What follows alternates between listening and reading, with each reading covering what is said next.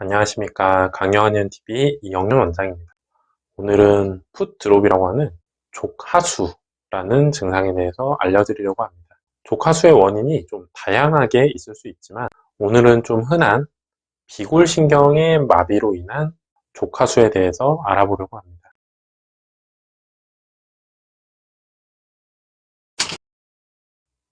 일단 족하수가 뭘까요?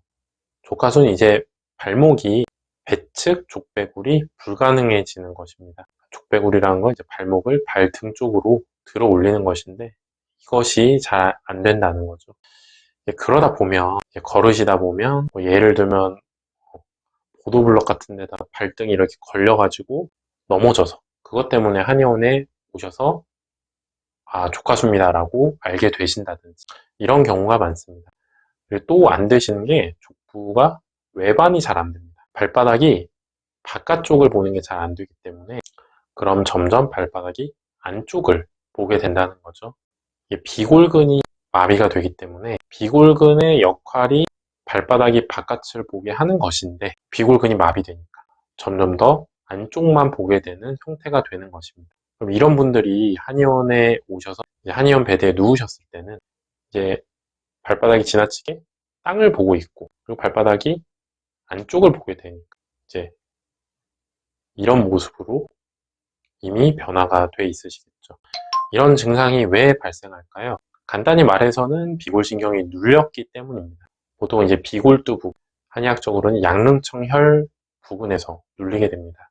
신경이 압박받기 때문에 처음에는 아래다리 바깥쪽이나 발등이 시리다, 남의 살 같다 이런 감각신경의 이상이 나타나다가 이게 오래되면 이제 운동신경 마비로 이어지면서 앞서 말씀드린 족하수 증상이 나타나게 되는 것입니다.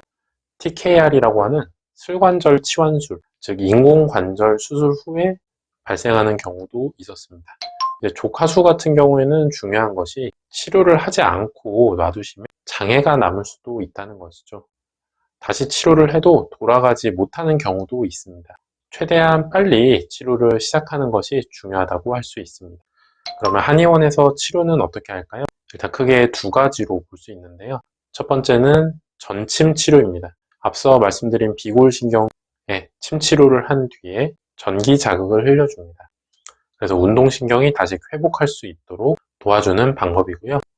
또 앞서 말씀드린 비골신경이 잘 눌리는 비골두 부위에 약침 치료를 해서 역시 신경이 압박받는 것을 빨리 풀어줄 수 하는 방법을 사용하고 있습니다. 그리고 강한 치료가 필요한 경우에는 한약 치료를 통해서 다리 쪽 근력이 회복될 수 있도록 하는 예를 들면 환기라든지 아세틸콜린의 합성을 돕는 거죠. 이런 약재들을 조합한 한약 치료로 다리 근력을 비교적 빠른 시간 내에 회복할 수 있습니다. 물론 환자분께서도 다리를 많이 써주셔야 근력 회복이 되고 발등을 최대한 뒤로 많이 젖혀주시는 운동을 많이 해주시는 게 재활에 도움이 되겠죠. 다만 이제 환자분들이 어떤 케이스가 있었냐면 많이 재활을 위한 운동을 하고 싶다 보니까 밖에 나가서 이제 계단이나 이런 데 걸으시다가 발등이 아직 잘 안 들리시니까 또 계단에 이렇게 걸려가지고 넘어져서 타박상을 입어서 오시는 경우가 많으십니다. 그래서 가급적이면 걸으셔도 평지에서 걷는 게 좋다고 생각합니다. 이제 이런 족하수 같은 경우에 잘 신경을 쓰지 않고 환자분이 큰 문제라고 생각하지 않고 있는 경우가 있는데 앞서 말씀드렸듯이 장애가 남을 수 있는 질환이기 때문에 꼭 내원해 보셔서 치료해 보시는 것이 좋습니다. 평생 보조기를 착용하시는 케이스 역시 있습니다. 시청해 주셔서 감사합니다.